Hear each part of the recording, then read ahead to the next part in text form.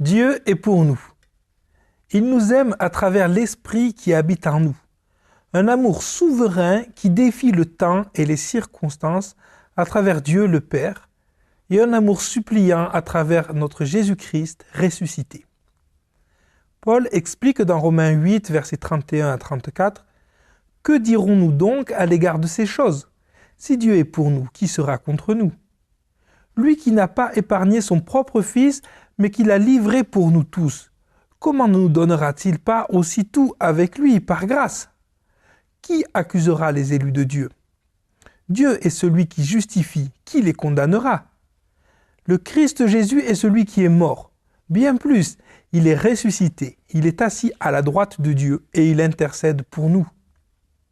Dans ce passage, Paul pose 5 questions, chacune désignée pour faire taire nos dernières craintes ou insécurités.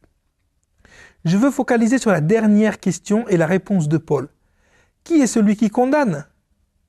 Si nous réfléchissons à cette question, le seul qui pourrait condamner justement les pécheurs serait un homme sans péché, l'homme parfait. Jésus-Christ est le seul homme sans péché, l'homme parfait. Il pourrait en effet nous condamner dans notre péché et prononcer une sentence de mort. Mais attendez, il ne peut y avoir de mort pour nous, car ce même homme parfait, notre Jésus-Christ, a déjà subi notre mort au péché. Et son sacrifice a déjà été accepté par Dieu, comme le démontre sa résurrection. Il n'y a donc vraiment personne pour nous condamner. Le prix a été payé. Notre homme parfait a gagné la victoire. Maintenant, qu'attendons-nous que cet homme victorieux fasse au ciel ? Nous pouvons l'imaginer debout devant des légions d'anges prostrés, acceptant leur adoration et leur hommage pendant toute l'éternité. Il est certain qu'il le mérite.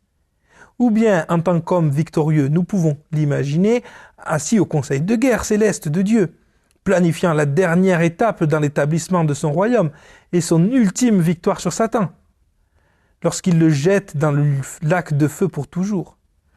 Ou encore, nous pouvons l'imaginer en train de prendre de longues et bonnes vacances célestes, bien méritées après avoir accompli un si grand salut. Mais il ne fait rien de tout ce qui vient d'être énuméré.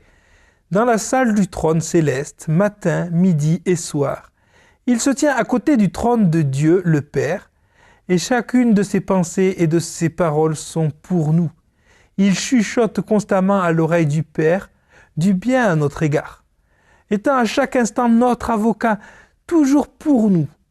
Chacune de ses pensées sont pour nous. Chacune des paroles prononcées en notre faveur. Quel maître, quel sauveur, quel avocat, quel amour pour nous.